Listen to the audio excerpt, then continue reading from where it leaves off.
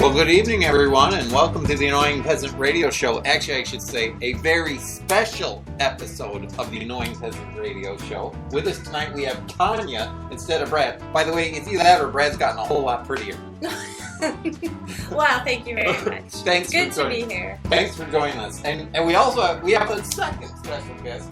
We have Naomi. Would you like to say hello to everyone out there in Radio Land? Thank you. So today we're going to be talking a little bit about the warfare state, kind of in, I guess, commemoration of Memorial Day yesterday. I guess I should go through a little bit of housekeeping. If anyone wants to reach us, Facebook is probably the best place to do so. And of course, Tanya does most of the work on there, and she does a wonderful job. So that's Facebook, Annoying Peasant Radio. And you can also check out my blog at annoyingpeasantradio.wordpress.com. I haven't done anything there for a little while, so I'm not totally up to speed. You need to be posting those blog posts on the Facebook page for me. For some reason, I can't subscribe, or it's not. Oh, it doesn't. It doesn't show me when you have a new post, so okay. I miss those. So I'm not up to speed. So you have to stay on top of that. Yeah, and I actually had a couple new followers. I mean, Good. Christmas Day or something. Wow. Woo! Congratulations. Yeah, I think I'm up to like 4. No, I don't know how many are there, but anyway. That's your assignment. Get your blog posts up on the Facebook page. We all have assignments, and I am failed miserably at most of mine, so I'm ashamed to say that, but it's true. So, anyway, hopefully we'll get our technology right here that we can do shows when we're separated, and we can make things, take callers eventually. If we get the first part set up, we'll get the callers set up in real short order after that. But Brad is, of course, not with us tonight. He's traveling, so hopefully he'll listen to the show and critique us and tell us what we didn't do well. Yeah. But that should be fun. But as soon as we get the technology right, of course, we'll all be back, and hopefully we'll have Tanya on again. All 3 of us maybe sometime, so we can really get the debate going on. Anyway, with that, we should probably get going with the warfare state. I know, Memorial Day yesterday, and we were chatting about different things and read a couple blog posts. And also read one of my favorites was an article by Thomas DiLorenzo, a historian. And I think his main thing lately has been Lincoln and the Civil War, right? And but of course history is kind of his thing, so he knows a lot about wars and stuff. So anyway, I don't. If you have any opening comments or anything you wanted to say, Tanya, or do you want me to start on my list of items? What trips your trigger? Well, maybe I'll just follow you. I'm a little nervous. This is the first time I've ever actually been in the studio here doing the show. I'm usually in the safety of my home on my phone, so out of my comfort zone and getting used to a real microphone and all that stuff. So we're way professional here. Yes. So yeah, lead on, and I will follow. Okay. Obi-Wan. Obi-Wan. Oh boy, now I'm nervous. I've got something to live up to here. Well, Memorial Day is kind of, littered is not the right word, but full of honoring our war veterans and honoring their service, honoring those who have sacrificed so much for us. And of course, us crazy libertarians have a little different take on it.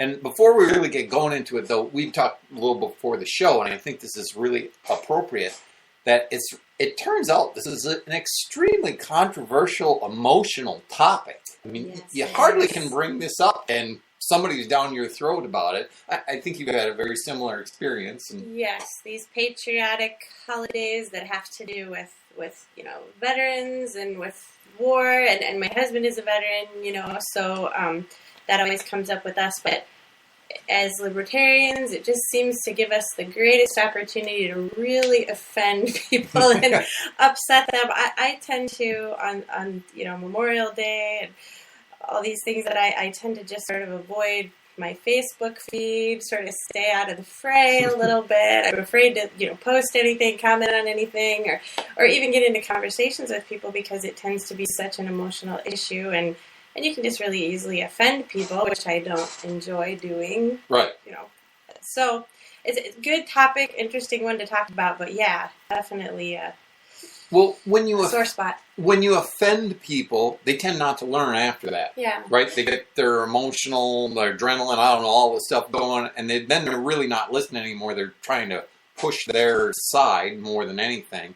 And we talked about this before the show. Now, I see it as really essentially two different battles. There's an intellectual battle about the warfare state, and there's an emotional battle, especially when it comes to the veterans and patriots and patriotism, etc.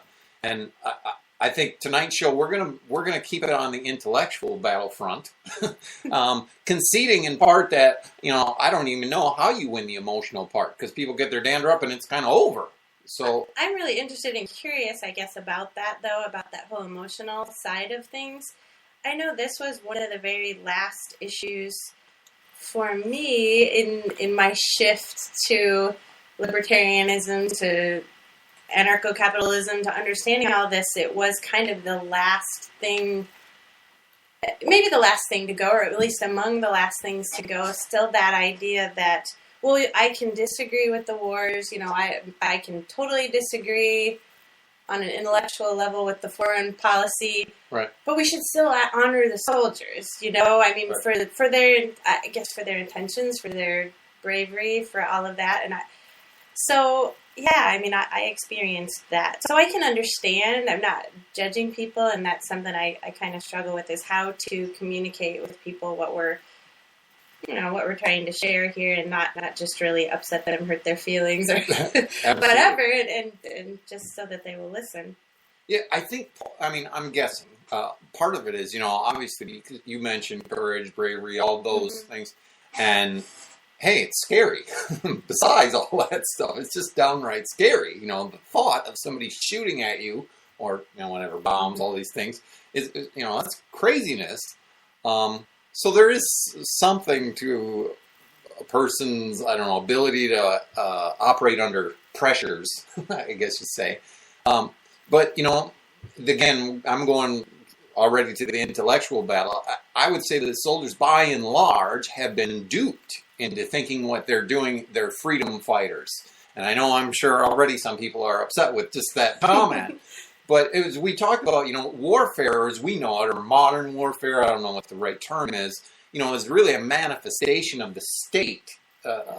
Again, if we were in a completely free society, or as Hoppe calls it, a private law society, the idea of war as we know it now would be very remote at best. So this whole thing is kind of craziness. The soldiers have this service because of the state exists essentially in the first place, and the only thing the state can do is use aggression. So I don't know if you want to chime in there. Well, yeah, when you really think about it, if you connect it to thinking, okay, without the state, without a government that's going to war against another government, would bands of people in society, would they really group themselves together to go to war with some other society? Would that even be something that people would be interested in doing? I don't think that it would. And I know you've got a lot more to talk about as far as how these things get done by the state and why they wouldn't be done just by the rest of us in society without that force. That's a great point. I think people don't step back and look at a little broader perspective and say, hey, I don't know, Iran has got their nuclear reactors, weapons, all this stuff they're doing over there, and actually it's kind of died down lately, the chatter about it. But if you think about it, who's fighting who? And again, with Iran, that hasn't happened yet. But the concept is the government in the United States, the agents, the current occupiers of those positions, they got a problem with the current occupiers of the guys in Iran, guys and gals for all I know. I'm not sure about the gals. I don't know how their system quite works there. But, right, who would be going to war with who? Like you said, I don't have any problem with any guy from Iran. No one's violated my property right as far as I know from Iran. So my desire to go to war would be extremely limited at best. Whereas we got to look at it as this is really one government, one state having a disagreement with another government or state, and these guys want to fight it out. Well, guess who gets caught in the crossfire? Yeah. Right? Well, and they never seem to be the ones that are actually going into battle or putting themselves at risk. It's what's that? I can't remember. I've heard the quote before about old men dreaming up wars for young men to die in. It seems that it's the regular people in society that get sent to die in these wars, not the ones who decide that we need to have a war and get everybody else stirred up and send them there. They're not the ones that are dying. So. Absolutely. It's a political game. That's how this happens. And I think people don't see it that way, because they identify themselves so closely with the government. Them is us is how they see it. And of course, once you become a libertarian, you don't have that connection anymore. Yeah, so we are the government. That's a whole a whole huge topic there. But yeah, so if you think about that a little bit, that disconnection between us and the Satan democracy, the God that failed, you can go to Hoppe, you can read this many places. That's one thing I probably should have mentioned before we really got going here. This again, I see this in a sense as a single issue. Now it's a giant issue. I'm not arguing that the warfare state, but the interesting thing, or the most meaningful thing to me about libertarianism is essentially the philosophy, the glue that holds us all together on these different issues, or holds the issues together. And again, people might, listen to the show and go, hey, you're wrong on that issue, or I don't agree with you on that issue, or however they phrase it. But again, what's the underlying argument that we're ultimately making? We're sticking with the non-aggression principle and private property rights that come from self-ownership. So really, every show is the exact same thing. I don't know why I keep doing shows. But it's interesting to see how it plays out in these different positions or these different views. So that's part of the fun of it, I guess, or the interesting thing for me. So. Well, it is. You often say that it's kindergartnerism. It's pretty basic stuff. And my husband is big on the, I own me, you own you. This is a pretty simple deal here. And that... it's so basic, and I know you keep explaining it, but it is something that I think most people aren't used to. They're looking at single issues, they're looking at kind of everything in a vacuum, and when I talk to people about this philosophy, about liberty, about the state, that is what I talk about. They always want to talk about individual issues, like whether it's the war, whether it's the welfare state, or whether it's some law or some issue. I tend to not even want to talk about individual issues because I'm like, none of these things happen in a vacuum. Yes. Whether I think that maybe we're at risk of some aggression by some other government or whatever, well, that may be the case at times, but how did we get there in the first place? Yes. And what is it that even prompted that? And it's often a bigger story, so these individual issues don't mean much. We really, just like you said, we need a glue. We need an underlying philosophy that shows us what we should believe about these things. Yeah, and it's big, but it's so simple. Yeah. How do you communicate that? But yeah, maybe you should even just explain once again, kind of a little bit about that basic idea of the non-aggression principle. That if you can't do it, then the government can't do it either.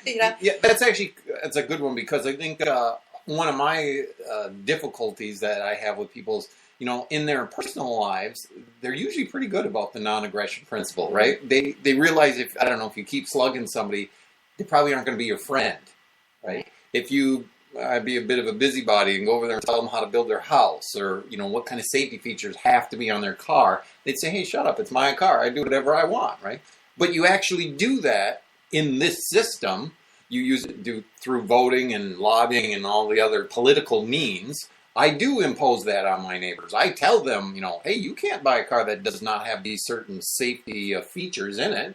You must pay for it, or you'll walk or take a bike or some other mode of transportation. So again, getting back to that, more basically, the non-aggression principle is just you cannot invade another one's property or person, right? You cannot be the one to initiate violence against another one. And when you do that, really, what you invade their property, we have to define what's your property, right? If Walter Block uses the example, he gave a couple discussions, and I'm trying to kill. We're smacking the giant mosquitoes here. I almost got him. Very pertinent to the It is show, by the way. Wisconsin, and it is now officially spring. State bird.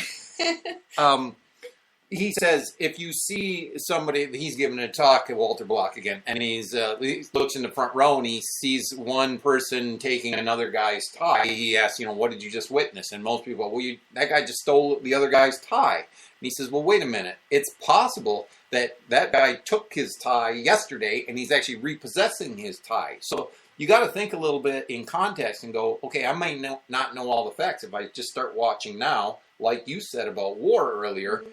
What happened before? How did we get here is important. So you have to have well-defined property rights in order to determine, is someone aggressing against you, or are they defending their property, or in this case, in this example, repossessing their property.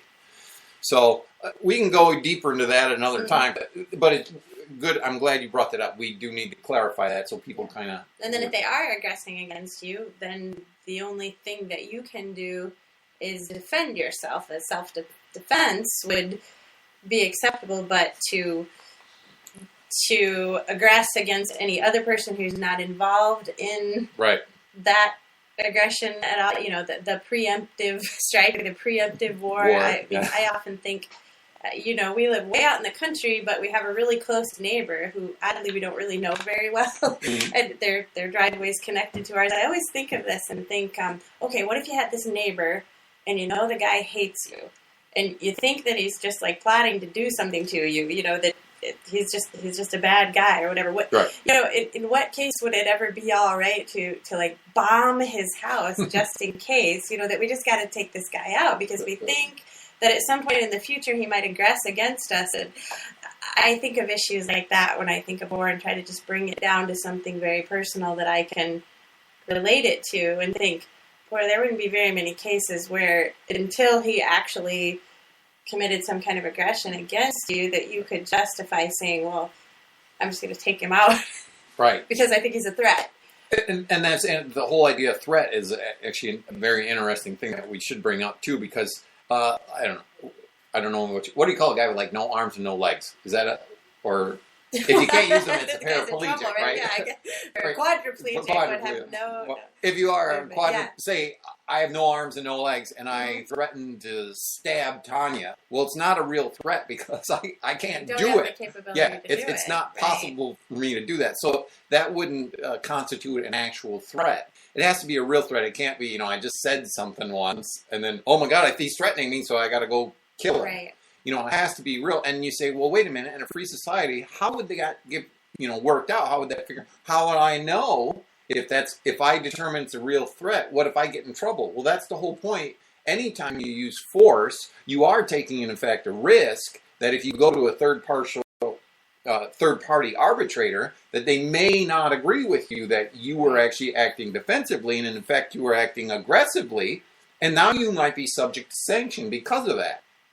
So that's an inherent risk with even using defensive force, that a third party may not interpret it the same way you would.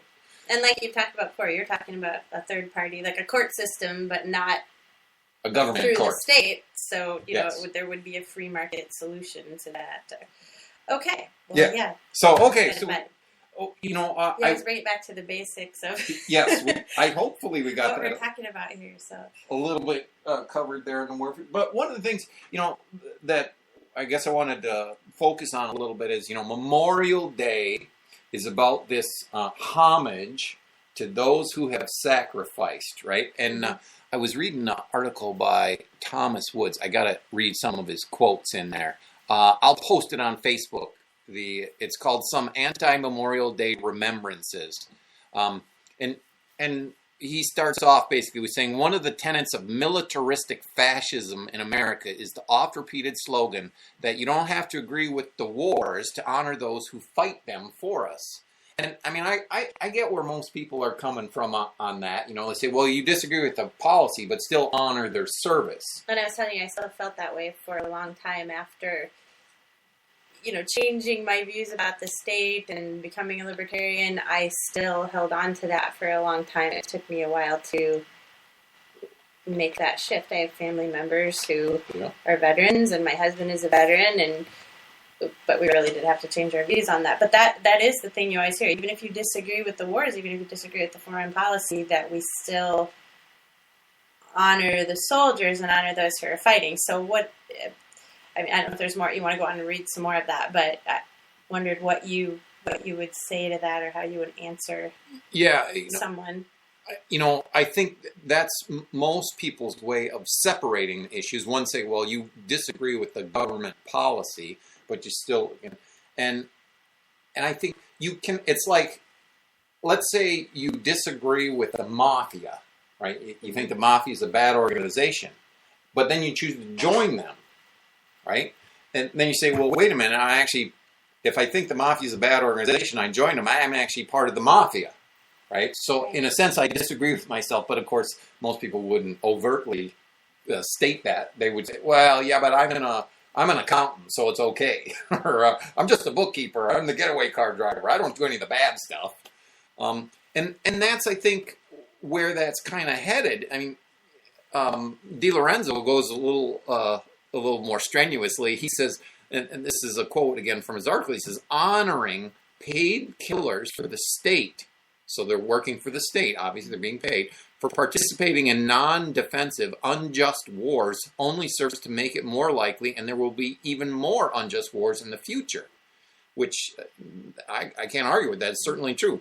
And it rewards individuals for engaging in some of the most sinful and reprehensible behavior known to mankind. And that's also true.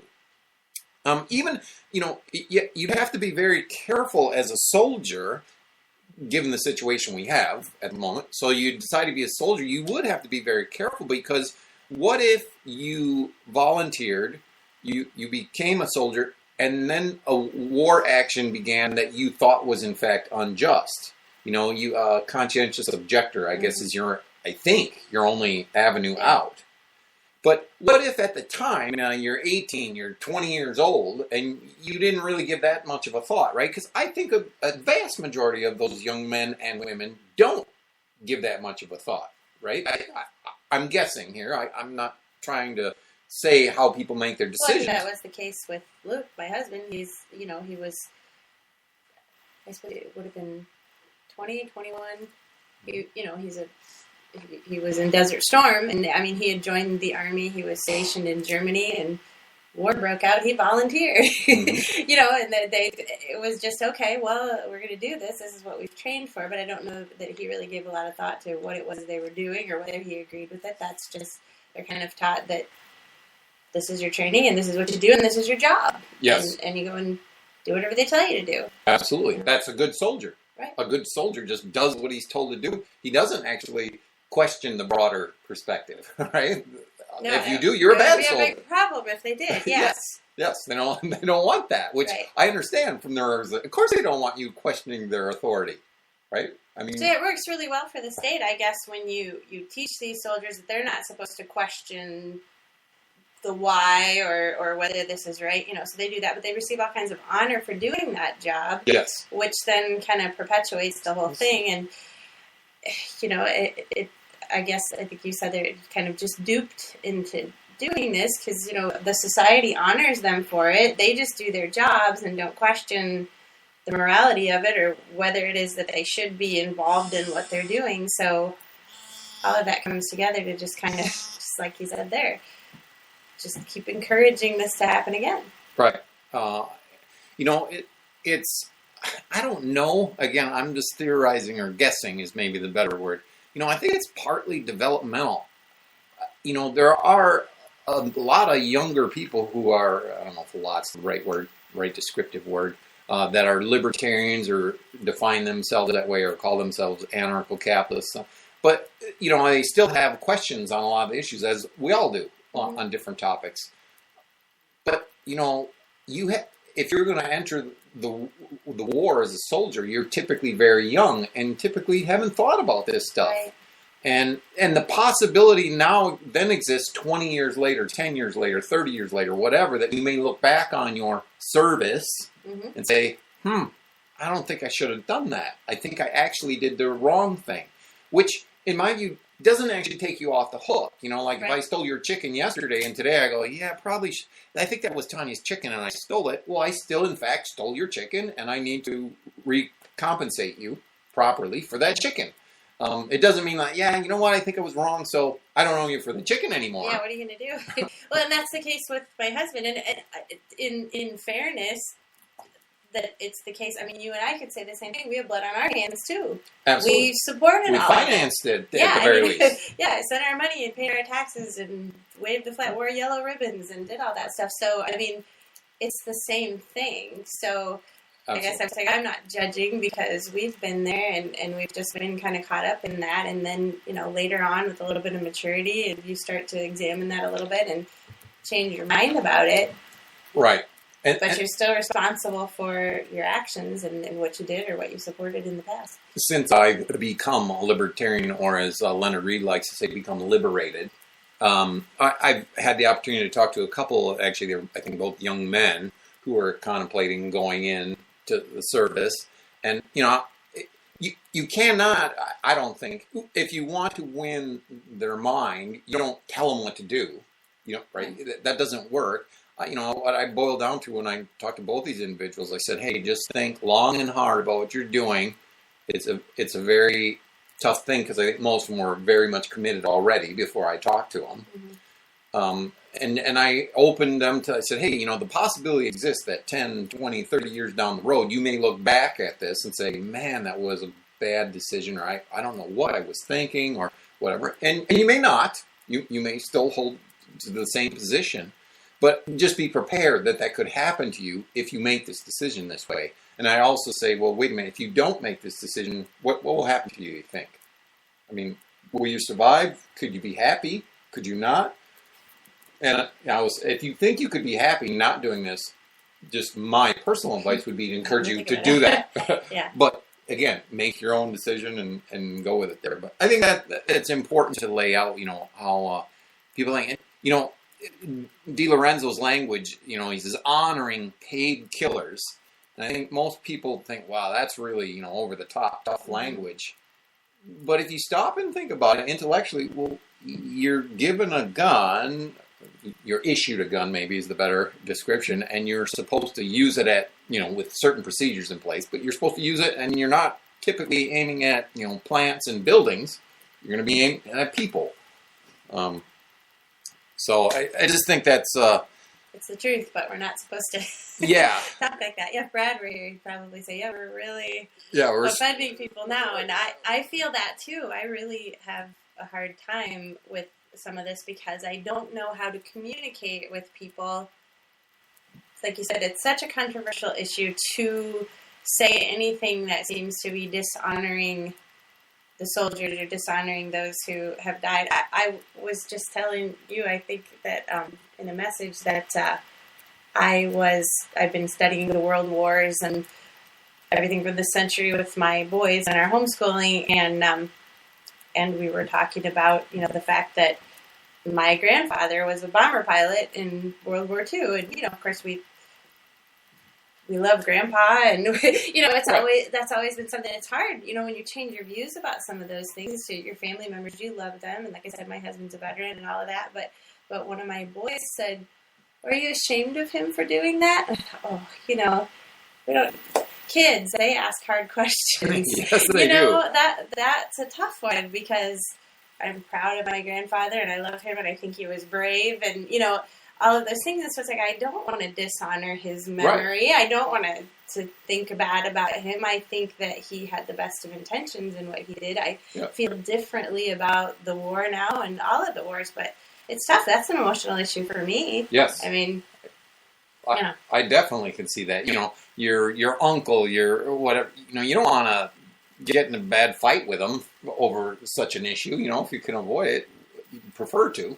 Or most people would. Anyway. I lived as a family member that was the first one in his state to die in the Vietnam War. You know, I mean, some of these things that it's difficult because it's not them. You don't want to dishonor them personally. You know, like you said, it's an intellectual argument, but it's still an emotional subject. Yeah. So I don't know. I struggle with this one. You got help me here, because I don't know how to. I think it's other things I feel more comfortable maybe communicating about, but this one is tough. Yeah, it definitely is. I'm just going to break in. We're at the top of the hour, and you're listening to the Annoying Peasant Radio Show. And if you're just tuning in now, you probably missed the first half. Well, not probably. You did miss the first half hour. Sorry about that. Missed a lot. So. Yeah, the really best stuff. You just missed it. But I have Tanya with me. I have Tanya with me this evening as our special co-host with me, and we're talking about the warfare state. So I just wanted to give a little reset here at the top of the hour so people know where we are. And it's like, wait, there's already people talking on this show, and I just logged on. The whole show will be available a few minutes after it's complete in archive format, so you can check out that first half hour in case you missed it. Anyway, talking about the warfare state, one of the things I wanted to throw in there, Randolph Bourne, he was an anti-war activist, and he's, credited with this quote saying, "War is the health of the state." That's where that quote came from. I wrote that down, but I didn't know who said it. So I believe it was Randolph Bourne. And get on my our Facebook page, and correct me if I'm be an error there. Got the facts. Yeah, and I think as soon as I hear that quote, I go back to, I think it's Murray Rothbard, or it is Mises, I can't remember which one, but he said the state is force. Right? It's the only tool. Lou Rockwell has a great quote basically about this is, force is the tool of the state. Its knowledge is the tool of the citizen, the free citizen, right? And that's their only tool available to them. So this whole warfare thing doesn't really surprise me in that aspect, that's what the state does. I mean, that's all they can do. So, of course, they would do this. Anyway, if I added anything for you, Tanya, go for it. Anyway, so I wanted to mention that, the other couple of other items, and then we'll get to the end of the big Federal Reserve connection here, Paul. But, I don't even know exactly what the U.S. defense budget is. It's like $600 billion, $800 billion. It's a really big number. Crazy number. Yeah. I know people like to argue over exactly what the number is. I would say probably most of us don't. Nobody really knows what that real number is because there's so many black projects and all that kind of goofiness that goes on. A lot of stuff is not disclosed. What they admit to, I guess. Yes, it's whatever they admit to. And you say, well, I saw this number published. Well, good. We don't know that's a real number. And I'm with George Carlin. I never trust the state anyway. So they give me their number. That doesn't It's a lie, right? It's a lie. I just assume it's it's a really big number. That's the point.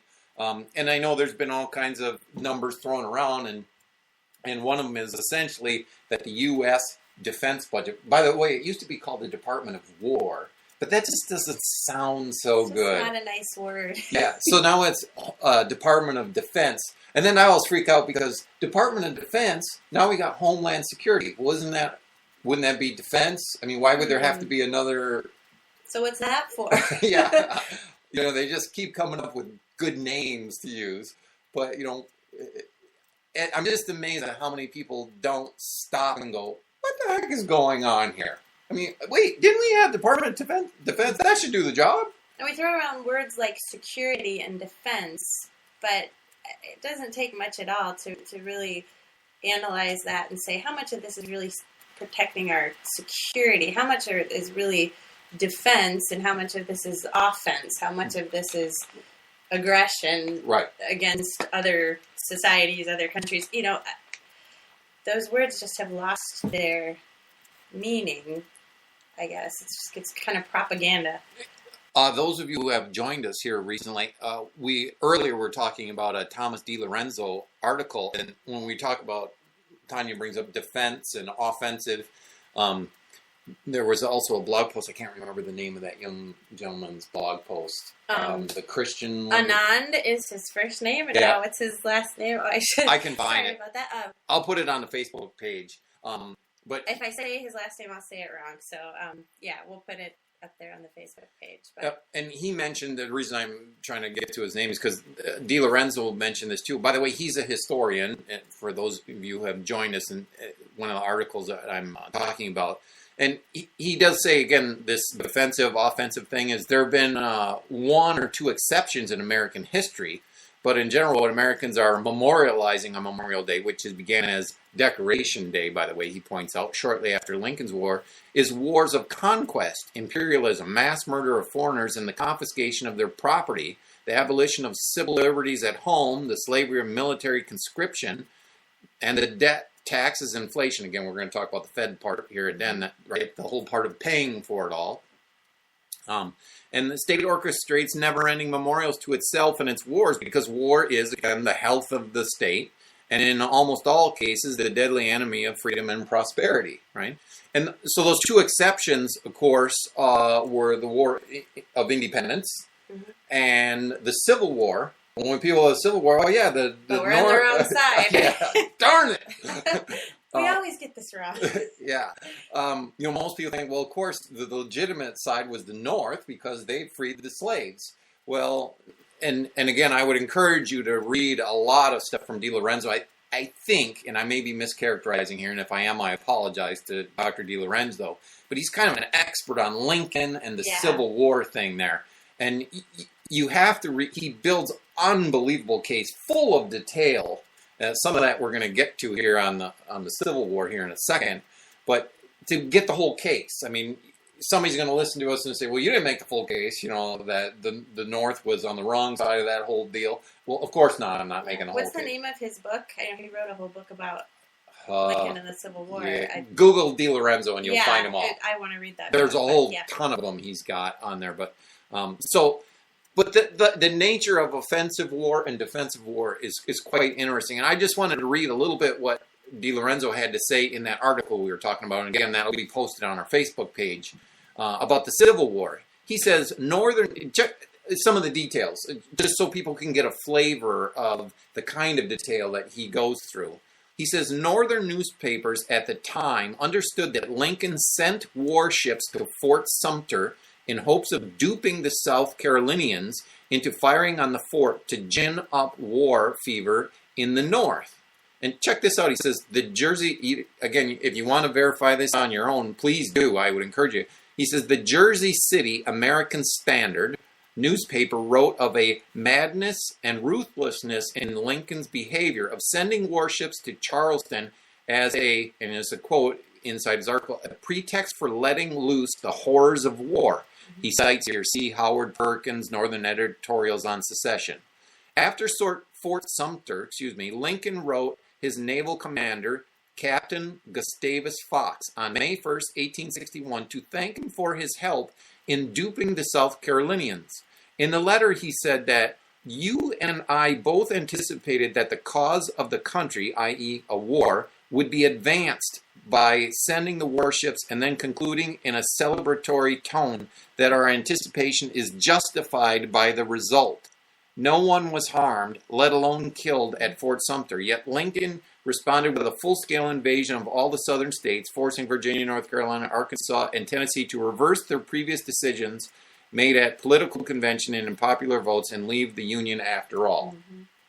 And this, again, a flavor of some of the detail that DiLorenzo points out. But the basic argument here for, I guess, maybe the libertarians, and I shouldn't say that, I'm speaking for myself. I don't want to speak for anyone else's. But the idea is that, the states was a voluntary association. And some group of states said, hey, we're out. We'd like to go our own separate route, right?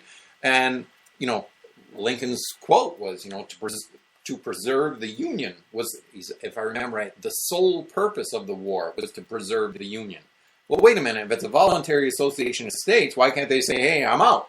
And we've heard that phrase our whole lives and all the way through all of our schooling, to preserve the Union, and you're always taught that that's a good thing. But when you really look at what did that mean, to preserve the Union involuntarily, they didn't want to stay. It's funny because most people say, well, if you don't like if you don't like the system here, just leave. Well, they tried. Yeah, ask them. You can't ask leave. Ask the Confederacy. That's interesting because they were not allowed to leave, and that was really a terrible a terrible thing that happened when they tried to leave. So yeah, and it wasn't, they were not the original aggressors, or if they were, it was pretty much instigated. Yeah. And that is the case in so many of the wars. I mean, you see something that kind of just, whether it's a false flag or just kind of something that's instigated that just gets things started, it seems like it's all very manipulated and pre-planned. Yes. What the states want to happen. Yes, and it in general, it always benefits the state. Right. This whole warfare situation, this whole waging of war, etc. It always, is it either just dumb luck, or is it by design? The state always tends to win. The ratchet effect is something that Dr. Robert Higgs has written about. Is when I say the state wins, what I mean is they always gain more authority, they gain more power. And you say, well, no, budgets go down after the wars. A lot of times, if you look at history, it has in fact happened. But the new normal is more authority, greater budgets than what the normal was prior to the war, and that's Robert Higgs refers that as the ratchet effect. People always accept greater infringement on their liberty because of the excuse that we're at war, that there's this danger, and it's crazy because it's all in the name of somehow preserving our liberty or our security. Yeah. So we give up our liberty to preserve our liberty, claiming that we're going to preserve our liberty. It doesn't even make sense, and yet, so many of us believe that, and it's a weird thing. Yeah, it definitely is.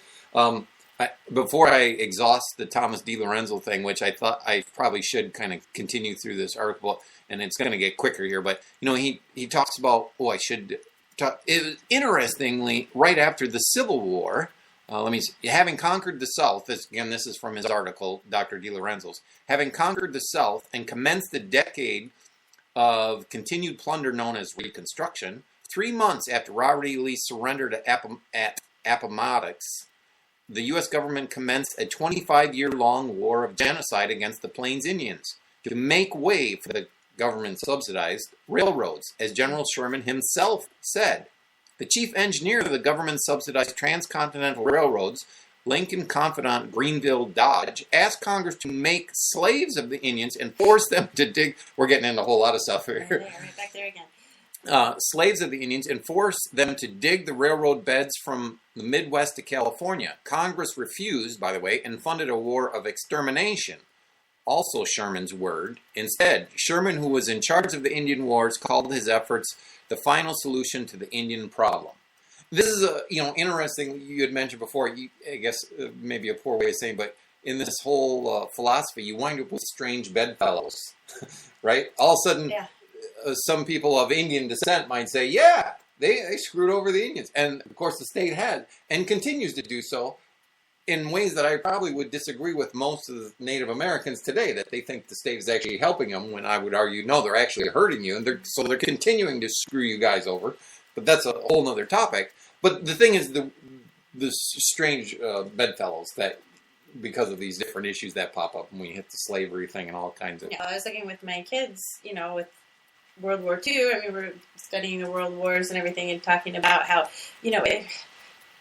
Hitler and the Nazis, of course, are so vilified, and rightly so, but, we really never hear much about the fact that Stalin was our friend at that time. And I mean, I think that really, did they say that Stalin killed way more people than Hitler? And, the argument is there, that by stopping one evil, we may have been promoting an even greater evil, but we just, after the fact, we just don't hear much about that, or it all just kind of gets swept under the rug, and the legacy then is that, we defeated the Nazis and got rid of them and stopped Hitler and all of that, but the after effects, or, what actually happened as a result of that, really just isn't talked about much. And you raise another fantastic question, which is another 10 shows, but, it's about your formal education that typically most people receive today, right? Who controls what's in that history book? Who decides what's actually taught in the classroom? I mean, a lot of the stuff that DiLorenzo refers to,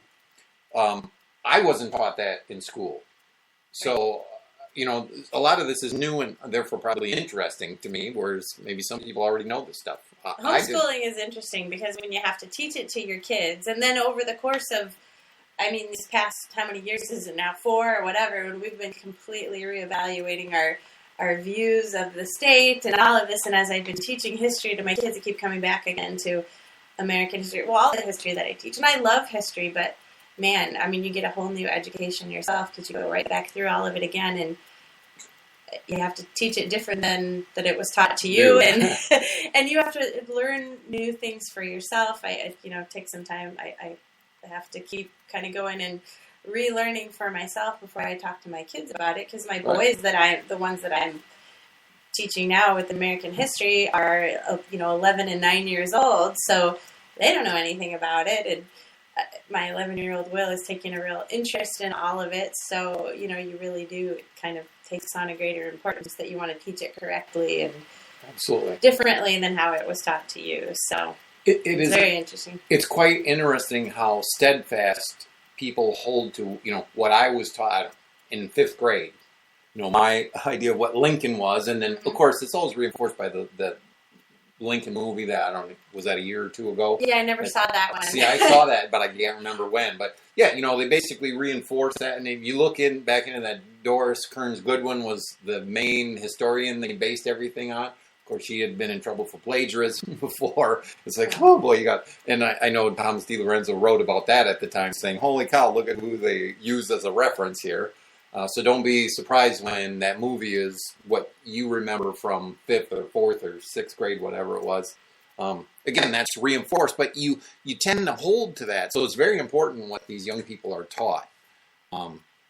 Anyway, I'm not going to go on the Spanish-American War, but DiLorenzo does, and he goes over other things. But, Tanya had mentioned World War II. And I was just going to finish up with DiLorenzo's article. He talks about World War I. He talks about more stuff, but I'm ending there. But that's all connected. Yeah, it connects to World War II that I think a lot of people maybe don't understand the connection. And he just says World War I was none of America's business either.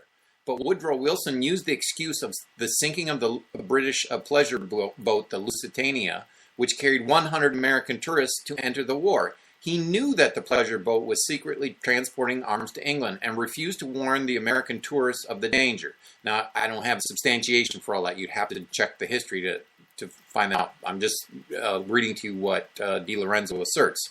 One effect of Wilson's war was to strengthen the hands of the communists in Russia. Tanya kind of went there.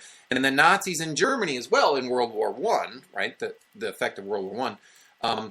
As Jim Powell persuasively argues in his book, Wilson's War. I'd encourage anyone who has interest in that area, go ahead and read that. But he says, last sentence here, he says, without American participation in World War I, Powell argues there may never have even been a World War II, as the Europeans would have eventually settled their own differences as they had been doing for hundreds of years.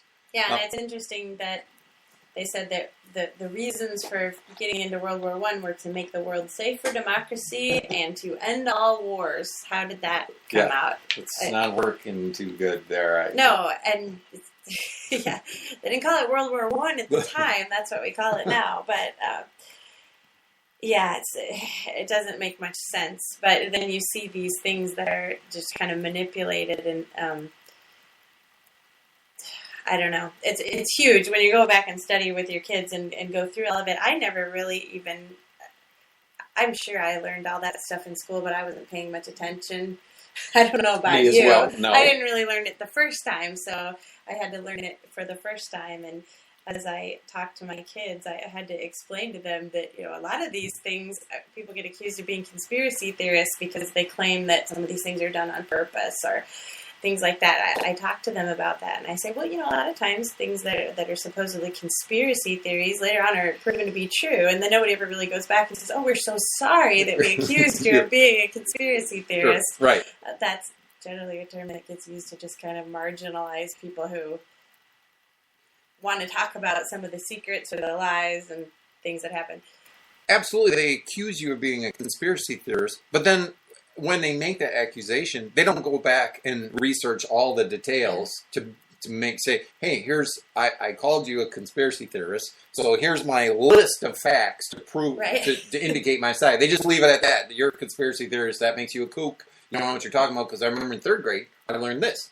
Yeah. It's like, well, that's not really substantiation for it, So again, I would read somebody like DiLorenzo and go through the history. It's amazing. And of course, this is Jim Powell, if I have his first name right. Yeah, Jim Powell. It's called Wilson's War, his book. And so with that, I wanted to leave DiLorenzo's article, but I hope I'll post that on the Annoying Peasant Radio page on Facebook, so you can have access to that.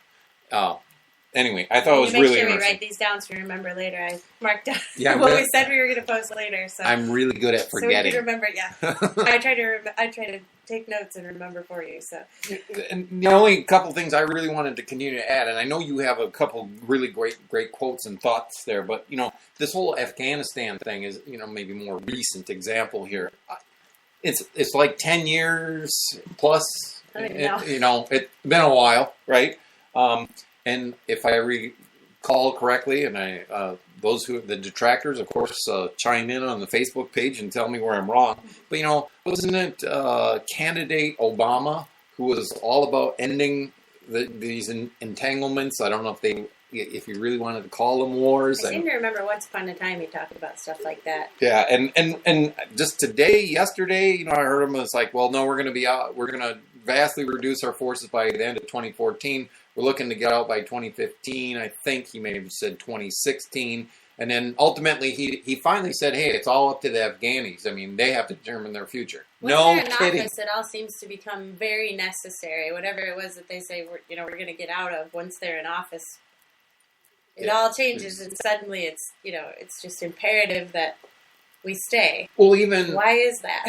President Obama, and by the way, I'm an equal opportunity basher. It's not just about Obama, because the system is the problem. It's not Obama is a problem, not the problem, I guess is the way I'd phrase it.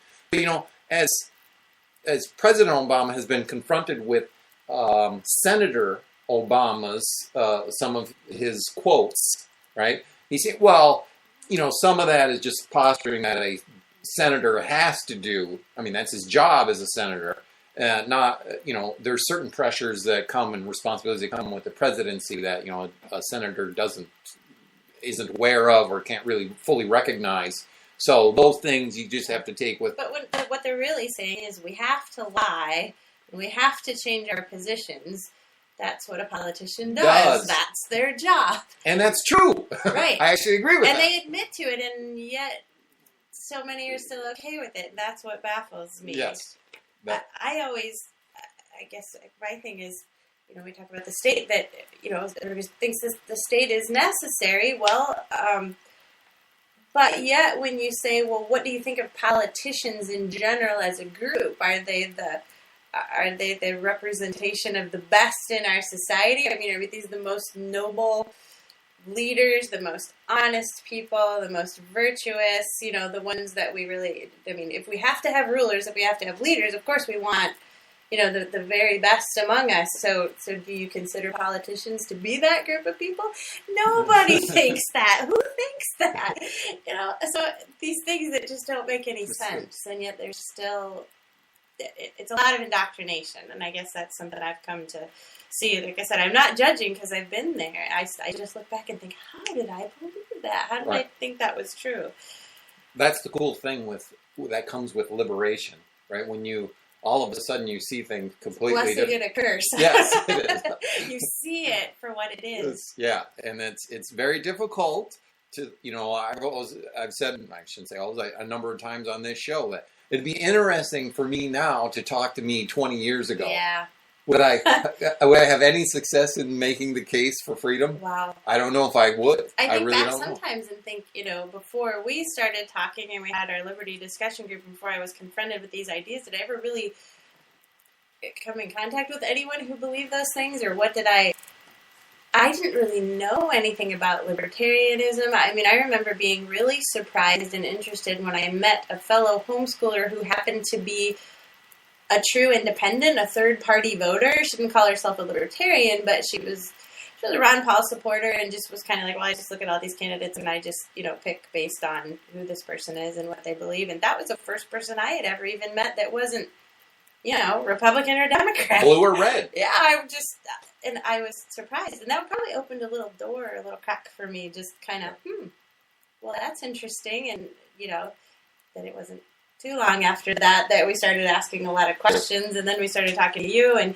then you just open that door, and the dominoes start to fall. So, my little challenge of speaking to me 20 years ago, I'm going to say I was probably too stubborn, too bullheaded, not willing to think, and I probably would have been stuck in the blue-red paradigm and said, well, even if you're an independent, I probably would have said, well, that means you just can't take a consistent position. Thinking, of course, you as bounce a back and conservative. forth between the only two options. Yes. And so you're middle of the road, which isn't what we're talking about. Right. Outside that box. Yeah, and people really struggle with that because that makes you a radical, but that's a whole other conversation. But interesting, nonetheless.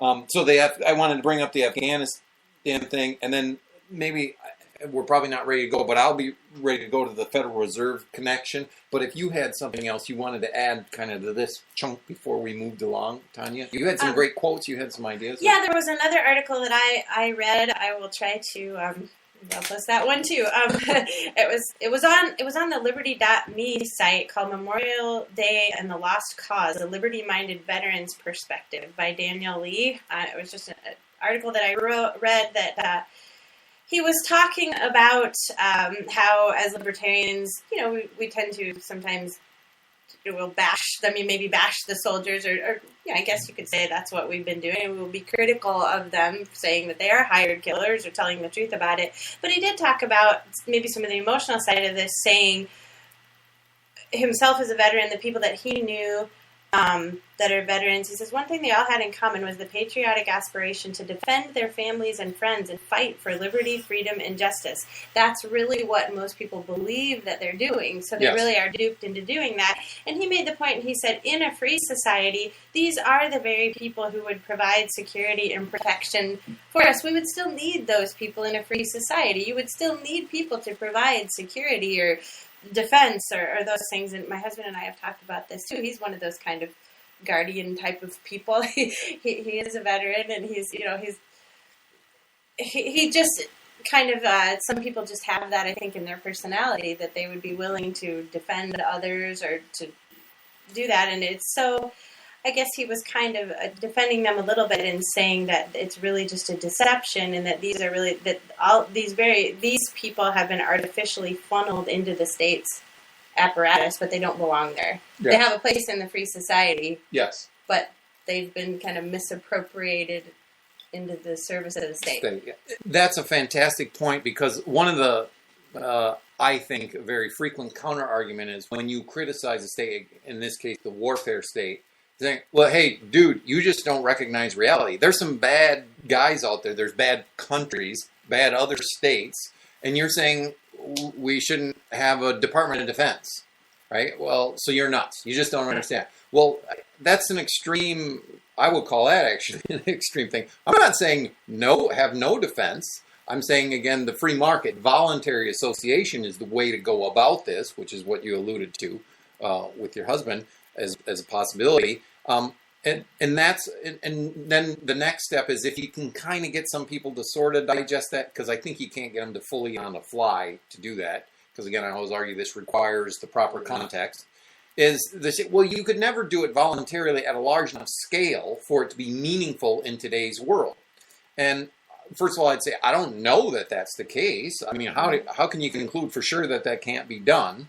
So I think that's a little bit dangerous. But again, broadening that argument a little bit is, well, maybe a lot of the, I shouldn't say maybe, a lot of the confrontations that have been created by the state itself, in this case, the U.S. government. And if it didn't exist, those contests would never have come to be the case. So I think the need for that type of service would be diminished from a number of angles. That's just one. Well, and I think most people say, even if we had this libertarian society, that we would, okay, then there's these other states out there, people would aggress against you, or nations, things like that. It's probably too big of a topic for this show, but I always just recommend that people read Chaos Theory by Robert Murphy, because that's the one that really helped me. Short little book. You can read it for free on Mises.org, or probably listen to it on audio too. I think it's probably in both. But if you're worried about stuff like that, there's a lot of interesting possibilities for how those things could happen in a free society. Because, man, defense, yeah, I mean, what we think of as military defense or a standing army, things like that, people have a lot of questions about that, or a lot of arguments when you talk about libertarianism. You talk about the possibility of not having the state. It's like, well, even more than roads, maybe. That Yes, possibly. How would we have roads? But, right. But it's just that automatic association when you say military or defense, they think of the state. And in some ways it's legitimate to think that way because it's all, I mean, in our lives, it's always been associated that way. But we're just saying there's a possibility of doing it a different way. And it's mostly the state that makes this kind of mass warfare possible, where we need a standing army and all of this military technology and everything, and all of those changes in weapons and everything. This total war machine makes it less and less possible to even fight a truly defensive war, because these weapons are just, weapons of mass destruction don't discriminate between the guilty and the innocent. You know, I mean, it's mass annihilation. So hey, they're not even doing that with drones. There's no justice. Yeah, drones. Don't even get me started. That's a sad and thing. And the technology that they're talking about, robotic soldiers. I mean, it goes the drones. They're talking about the drones. I've actually seen video of them on the insect size level with cameras. Yes. Birds. Wow. They look just like birds sitting on a. Anyway, I mean. And now you're just being a crazy conspiracy The theorist. military industrial drones the size of mosquitoes. I probably just got one. Yeah, you just smoked dope. You're a libertarian. That's right. What it is. Right? I've been accused of that one too, so that's not new.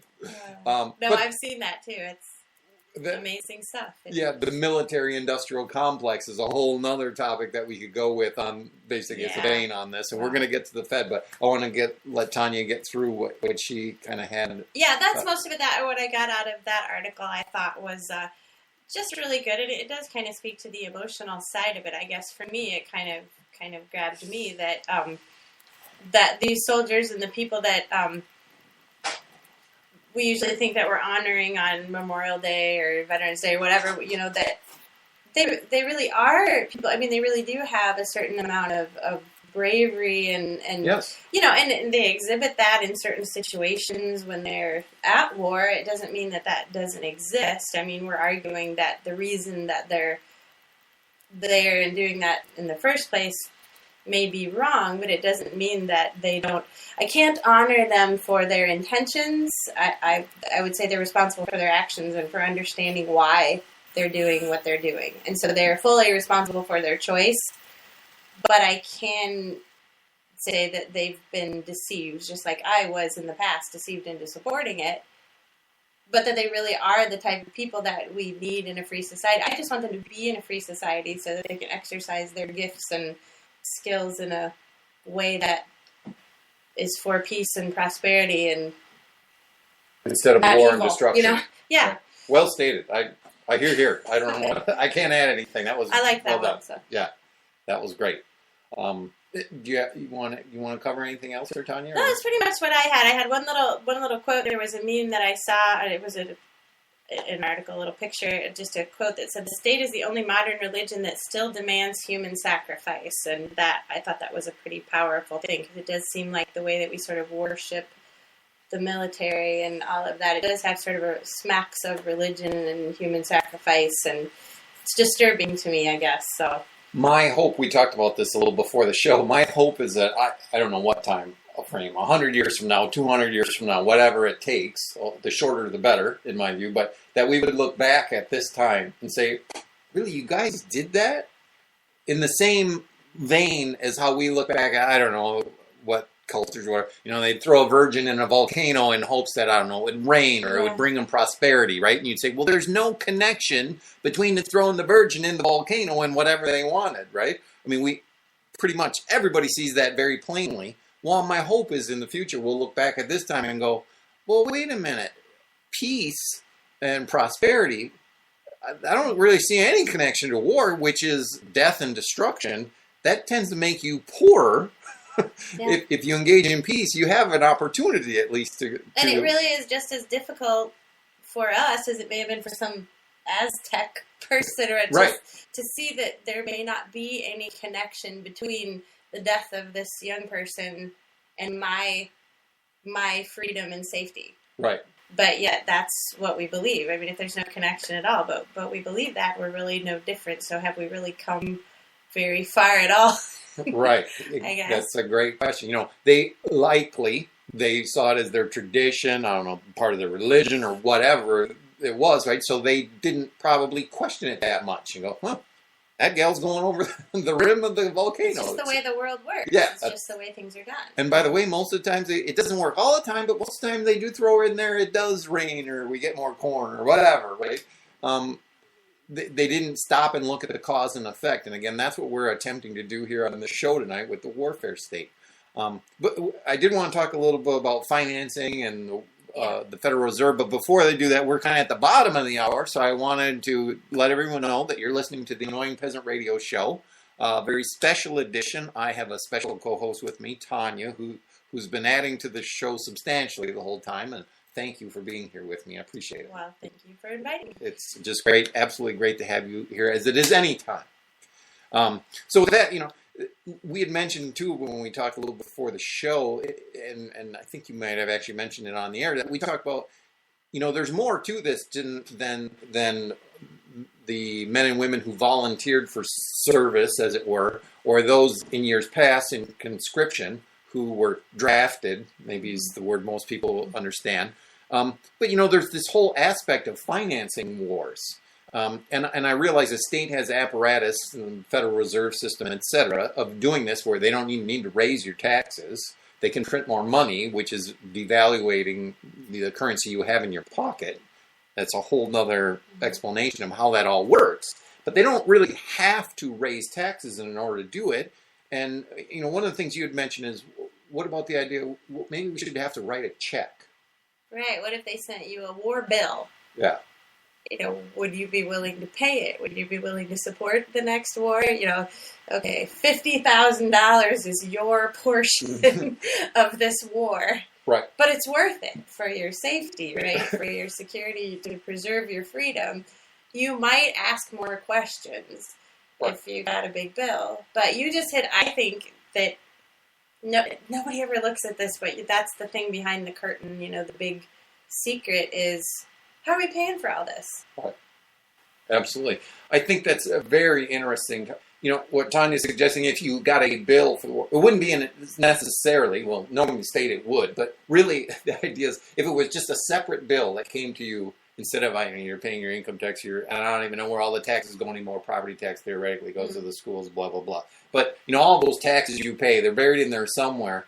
But if you had it broken out as a separate bill and you actually had to write the check or send the cash or whatever you do, right, it would certainly, give most people pause and go, holy cow, that much? What are these guys doing? Right? Right. And I think that would be a big plus. Now, that's not the ultimate goal, but it maybe will get it on people's minds, because I think a lot of people don't have this on the forefront of their minds. They're busy with their daily lives, and whatever happens with the state happens. Sure, I don't have any control. The thing that we don't think about is that we're charging the bill to future generations. I mean, somehow, and unless the whole thing collapses and nobody pays the bills, somebody's going to have to pay the bill.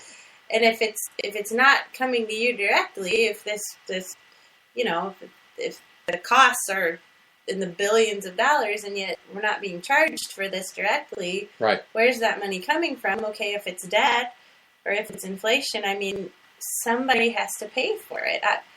And we just never really seem to talk about those things. And I know most of us, like you said, we're busy with our daily lives. We somehow think that experts who know a lot more than we do are taking care of it for us. Yeah, it's too complicated.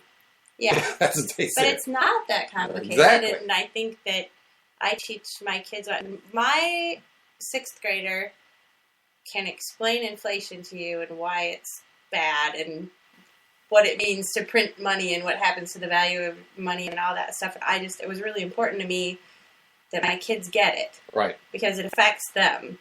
And I'm like, if you can explain that to me, you know more than most adults do. Absolutely. So it was an eye-opener to me when I finally understood inflation. I would venture to guess if you ask somebody about inflation in the grocery store, they would tell you that means it's rising prices. Rising prices. Yeah. And again, that's a whole other show on that. But it causes rising prices. Yes. It is a symptom of inflation. But what Right. is inflation? It's all controlled by the state. But so the financing, on that side where the state uses inflation, right? I call it counterfeiting. I like that word better. Just right. legal counterfeiting. But you also mentioned the other air quotes that people can't see. See, So yeah. I'm doing it now. See, you get on the radio show and it's all about We're the using air quotes, by the way. We'll tell you when we're doing it. But the other aspect of financing wars, and again, there's many aspects of it. Just the second one that you pointed out was, in a sense, we're all involved in this. That we finance these things, right? I paid my taxes, right? Other people have, so it's not where there's some guilt on your hands. I don't know if guilt's the right word, or, not maybe the proper description, because some would argue certainly, well, wait a minute, I just pay my taxes just to keep myself, somewhat free, rather than going to the clink or having all my stuff taken away. I mean, Right. and I can see that as, it's a little the highway robber. I mean, some people say, your money, your life, so you hand over your money. What I've heard some people go, well, you gave him the money. It's like, well, no, I didn't actually just give him the money. He coerced me into giving. Yeah, I was threatened. Yeah, right. It's not as they recharacterize and say, well, you just handed over the money. Well, it's not like I was walking down the street and I was going, hey, buddy, do you have a gun? Yes. Well, here's $100. Well, it's a difficult issue. Am I responsible for how they use my money? Now you're tying into, I was just, on Memorial Day, I was trying to avoid my Facebook feed and all the stuff that was going to be on there. So I was listening to Thoreau's civil disobedience, and he got thrown in jail for not paying his taxes and said, don't pay your taxes, don't give him the money. Yeah. And so that was interesting and challenging, thought-provoking. But yeah, when you think about that, it's like, well, I don't know. I mean, if I'm just being threatened, and if somebody just steals my wallet, points a gun at me and steals my wallet, am I responsible for they went and bought some drugs with the money, or Right. did something stupid? Well, no, I would say I'm not. I Right. guess if I gave the money to him willingly and wanted to give the money to him, maybe I'm responsible. So maybe it goes down to intent. I don't know, but It's difficult. A lot of people say this libertarianism stuff, this anarchism. It's very difficult. Well, obviously, I find it not so. What I find is the system we have, because now it's like puts you in a bed. What's the one with Hobby Lobby is the place they don't want to finance. Is it? It's not the abortion. It's the contraceptive pill. I think that Right? that they didn't want to pay for it. Yeah, it puts you in all kinds of wacky positions. It's like, okay, how do I handle this now? I'm assuming Hobby Lobby's trying to be consistent in their mind, Mm-hmm. but you necessarily have to contradict, right? The statism is an incoherent philosophy, so there has to be contradictions. I don't know what the number is. It depends on how many laws they keep making, but that's the point. Is that's the mess. The freedom is the easy route, as I see it. It's voluntary, right? Right. If we're free, then we get to decide for ourselves, and we don't have to sort it all out, because all we do is just aggress against each other and leave other people alone unless they're aggressing against us. And that is pretty simple stuff. Yeah. So anyway, we should probably wrap up here. And I know we could go on and on and on, but we don't want to do that. People are going to get bored. Hopefully not. Tanya We was don't here. get bored. We No, just keep talking. you wouldn't get bored tonight. Tanya's here with me. So I know we could go on for hours, but we have stuff to do. But I just want to thank everyone for listening tonight, but especially Tanya for joining me. You made it a fantastic show, as you always do. Thank you. It's really been nice to be here in your little studio and do something new. So Yes. that's exciting. And It's kind of fun. thank you, Brad, for going out of town and giving me the chance to be on the show again. Well, we won't make it so long between the next time that you're on the show. Okay, sounds good. Love to have you on there. Well, good night, everybody. Thanks again for joining us. Don't forget about our Facebook page, Annoying Peasant Radio, and my blog at annoyingpeasantradio.wordpress.com.